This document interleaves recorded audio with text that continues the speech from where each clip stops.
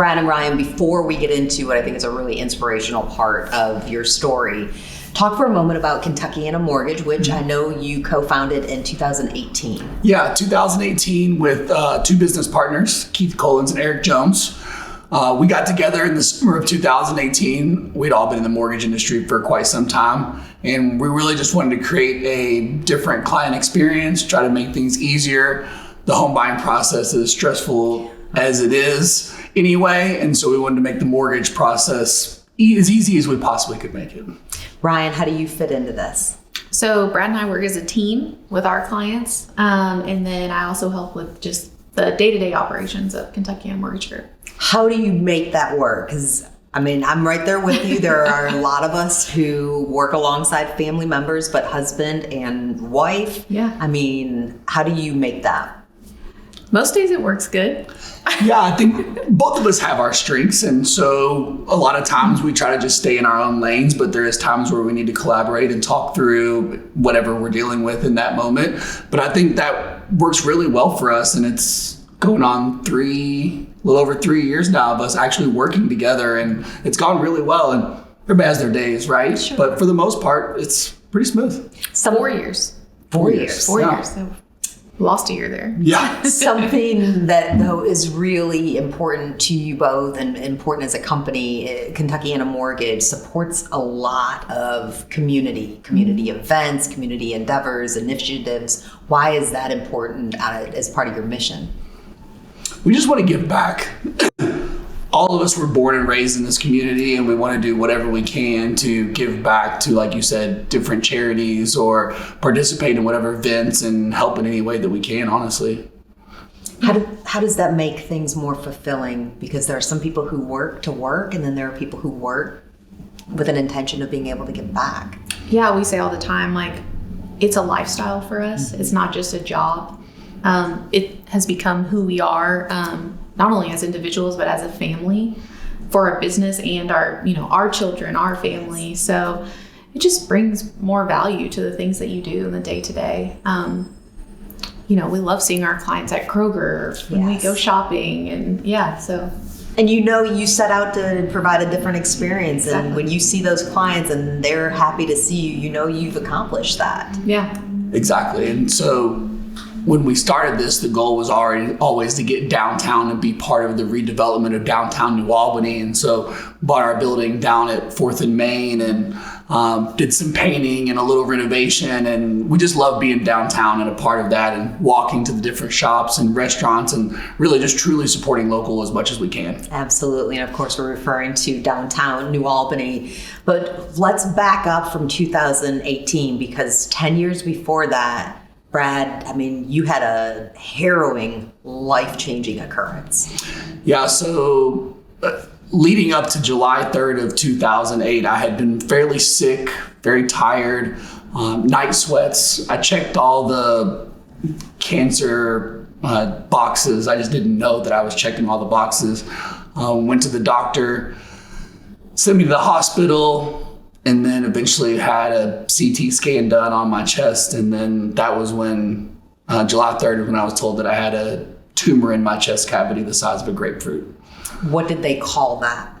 At the time, they just said a mass that morning anyway, and that they were prepping me for emergency surgery to do a biopsy on the tumor to try to figure out what it was. And then a pericardial window on my heart. The tumor basically had my heart backed into a corner, and so it couldn't take full beats, so they needed to relieve the pressure on my heart to get it back functioning as it should.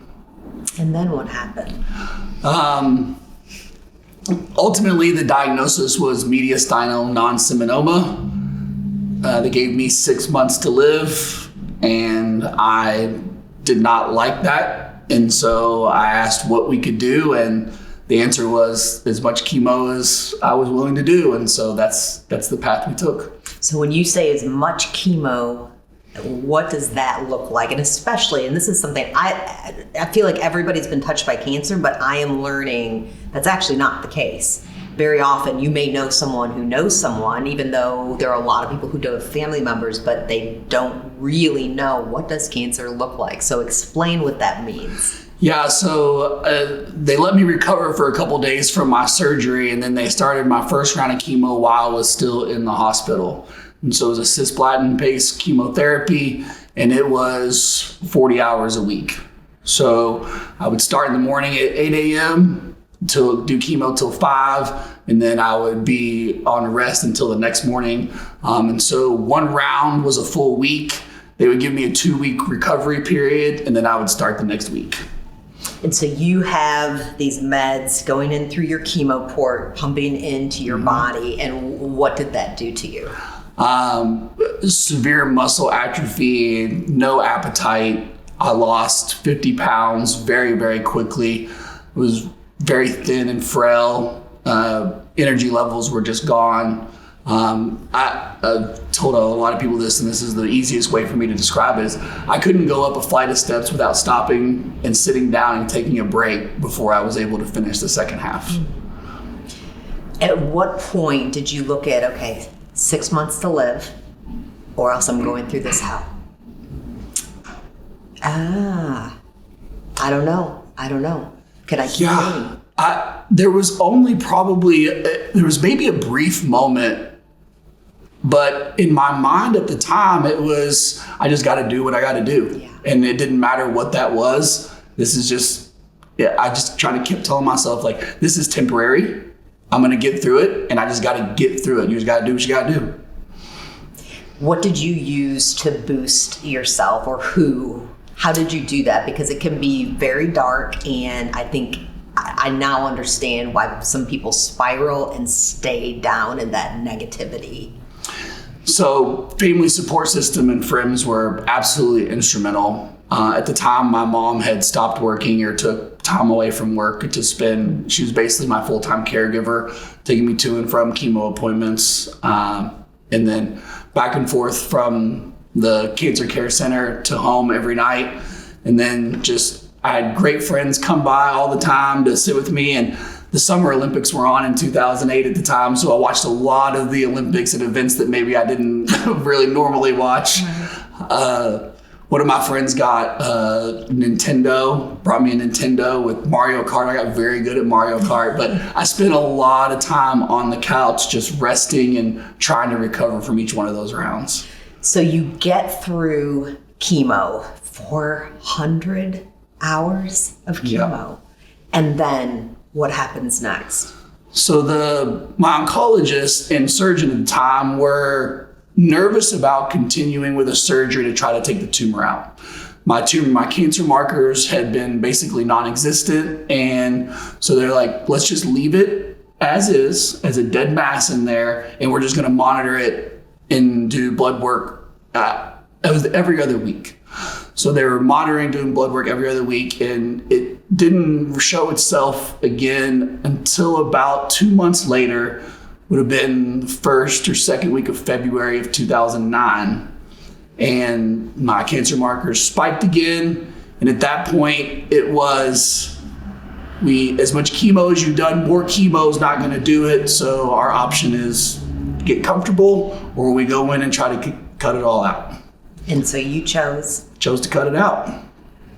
So it was, that was a tough decision, because nobody wants to go in for surgery, especially, in a situation like that where you're volunteering to do it, a major surgery that doesn't have a guarantee of waking up from. That was challenging. So, amazing surgeon, explained everything to me very thoroughly in my family. And I would say the most challenging day through all of that was the morning of surgery, because my family, waking up wasn't guaranteed. So family one by one coming in pre-op and saying goodbye, essentially, in case the surgery did not go well. Do you carry that still? A little bit. We're 15. Monday is going to be 15 years, right? And so there are days where I remember, and, we've had some family and friends recently diagnosed or deal with it, and it brings back all those memories and all those emotions. And But I will say that there's times where I'll go a month or two and just living my daily life with the kids and work and everything's going on, and I kind of lose sight of it, and then something will bring me back. When it brings you back, because and the truth is, anybody can all of a sudden have this life-changing, awful, insidious disease in whatever way it manifests. But when it brings you back and you look at that anniversary and you look at how far you've come and you look at the things that you've accomplished and you look at this family that you've created, what has cancer, and I hate giving it this credence because I hate cancer, but what has going through that experience, brought to your life that you just want to make sure you hold on to? It's given me a certain drive in life, I think. And I try to be very dedicated and driven and present in everything that I'm doing, because when I was diagnosed, we had a volleyball match that night. We were going away for 4th of July weekend. I had golf clubs, wakeboard, everything in my car loaded up for the weekend. And then that weekend was taken away from me. And I was so mad that weekend was taken away from me. And I did not realize how much I was so frustrated in that moment. And now it reminds me that that's never guaranteed. And so I try to reel myself in and just live like I'm going to live now. You said something to me before we sat down. You were living like you were dying. Mm-hmm. But what does that mean, to live like you're going to live? I had to change my mindset at one point. Once having kids and being married and having a company and all these responsibilities, I needed to switch my thinking to planning better. For me, it was financially. When you're told you have 6 months to live, you do, hey, you want to go on this trip? Hey, you want to do this? And you say yes to everything. And I needed to start saying no to more things and planning better instead of living on the edge, I guess. Brian, what is that like for you, for someone to have, literally looked death in the face, said, not today. I'm going for it. There's no guarantee I'm going to wake up, but that's my best alternative. I'm going to choose it. And then years later, the two of you meet, you know it, within 100 days of being engaged, you're married, you've got this beautiful family. And now, how does that experience that Brad went through now inform how you are together? Man,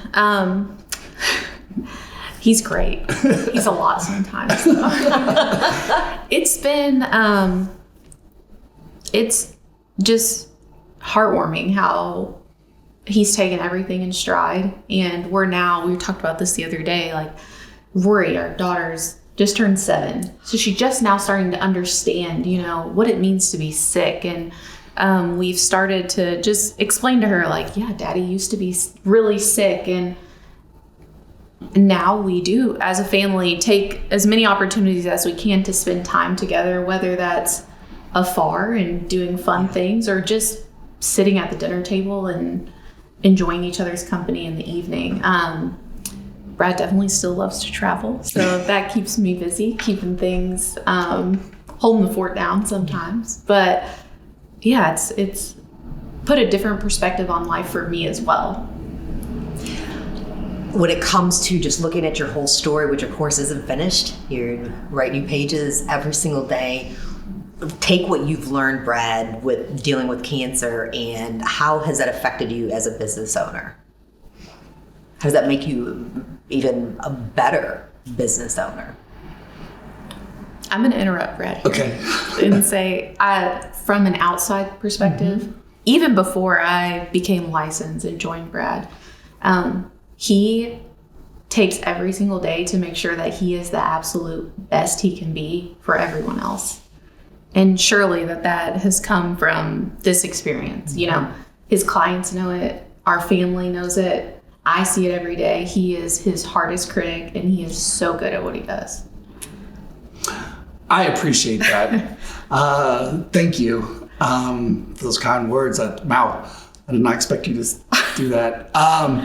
So for me, like she said, I really just try to put everything into what I'm doing in that moment. And I want to be as good as she says I am, I feel like I'm still learning, and I don't ever feel like I've made it. And I think that's part of the reason of my success is I'm constantly trying to get better in what I do in my craft, and be there for other people as much as I possibly can, and help people through the process, because it's not always a fun thing getting a mortgage. Nobody wants a mortgage. The point is to not have to use us, but if you need, call us. Right. But yeah, so it's, I want everybody, and like we talked about earlier, just the community involvement, and I just try to do everything I possibly can to be the best version of myself. Because at one point in my early 20s, I maybe wasn't. Sure. Yeah. You said earlier that your partners, you all are from the area, Southern Indiana. So both of you can take turns, answer this. What is it about Southern Indiana?